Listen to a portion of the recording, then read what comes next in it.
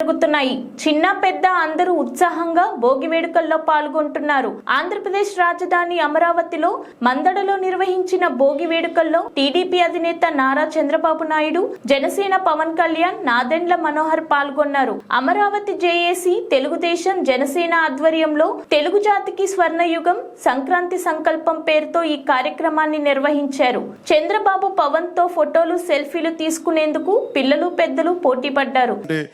అన్నప్పుడల్లా మీరు ప్రజలకు తెలుస్తూ ఉంటుంది మీరు చేసిన త్యాగాలు. కేవలం జై అమరావతి జై అమరావతి అంటే ప్రజలకి 5 కోట్ల మంది ప్రజలకి అర్థం కావట్లా. కేవలం అది అమరావతి సమస్య అనుకుంటారు. ఇది అమరావతి సమస్య కాదు, 5 కోట్ల మంది ప్రజల సమస్య. ఈ రోజున మీకు వచ్చిన కష్టం రేపు పొద్దున్న శ్రీకాకుళం, ఇచ్చాపురంలో వస్తుంది.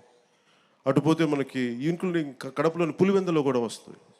అందుకని ఇది రైతు అని యువజన శ్రామిక రైతు కాంగ్రెస్ అని పెట్టుకున్నారు, కానీ రైతుకి ఏమాత్రం న్యాయం చేయని ఈ వైఎస్ఆర్సీపీ పార్టీ ముందుగా మీకు ద్రోహం చేశారు. భవన నిర్మాణ కార్మికులకి ద్రోహం చేశారు. ఉద్యోగులకి సరైన డిఎస్సి రిక్రూట్మెంట్ ఇవ్వకుండా మనకి డిఎస్సి రిక్రూట్మెంట్ ఇవ్వలేదు.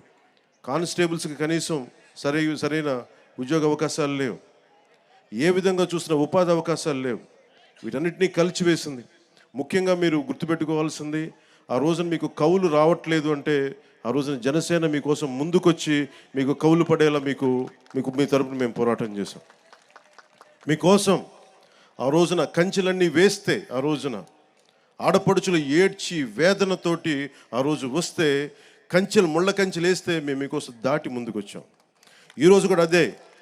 ఏదైతే తెలుగుదేశం జనసేన కలవకూడదు, విడిపోయే పోటీ చేయాలి, విడిపోయే పోటీ చేస్తే ఇంకొకసారి వైఎస్ఆర్సీపీ వస్తే, ఇంకొకసారి కనుక వైఎస్ఆర్సీపీ పార్టీ ఆంధ్రప్రదేశ్కి వస్తే ఇంక మనం మర్చిపోవచ్చు దీని భవిష్యత్తు. చీకటి భవిష్యత్తు ఇది. ఆ చీకటి భవిష్యత్తు ఉండకూడదు, వెలుగు నింపాలి. అందుకని ఈ భోగి రోజున మనం జనసేన తెలుగుదేశంతో కలిసి ఒక సుస్థిరమైన ప్రభుత్వం స్థాపించాలి, మీకు బంగారు భవిష్యత్తు ఇవ్వాలని మనస్ఫూర్తిగా నేను మీ అందరికీ తెలియజేసుకుంటా ఉన్నాను. అలాగే జనసేన రైతులకి అండగా నిలబడే పార్టీ. ముఖ్యంగా కౌలు రైతులకి మేము స్వయంగా పార్టీ తరపు నుంచి ఇంతమందికి మేము స్వయాన ₹1,00,000 చొప్పున అందరికీ అందజేశాం. అందుకని మీకు ఎప్పుడు కూడా భూమి కోల్పోయిన రైతుకి, కౌలు రైతులకి, రాష్ట్ర ప్రజలకి, యువతకి, మహిళలకి అందరికీ కూడా పేరు పేరున ప్రతి ఒక్కరికి కూడా నా శుభాకాంక్షలు తెలియజేసుకుంటూ, భవిష్యత్తులో ఈ రోజున మాట్లాడబోయేది చాలా ముందు ఉంది. అందుకని ప్రత్యేకించి మీ అందరికీ శుభాకాంక్షలు తెలియజేసుకుంటూ, అలాగే అమరావతి వేదిక నుంచి కూడా మన తెలంగాణ ప్రజలందరూ కూడా నేను సంక్రాంతి శుభాకాంక్షలు తెలియజేసుకుంటా ఉన్నాను. తెలుగు ప్రజలు ఎక్కడున్నా, విదేశాల్లో ఉన్న, కర్ణాటకలో ఉన్న, తమిళనాడులో ఉన్న తెలుగు ప్రజలందరికీ, భారతదేశ ప్రజలందరికీ మన అమరావతి కేంద్రం, మన రాజధాని నుంచి వారందరికీ సంక్రాంతి శుభాకాంక్షలు తెలియజేసుకుంటూ, వచ్చే సంవత్సరం జనసేన తెలుగుదేశం ప్రభుత్వంతో అద్భుతంగా మనందరం ఇక్కడ సంక్రాంతి జరుపుకుందామని తెలియజేసుకుంటాం.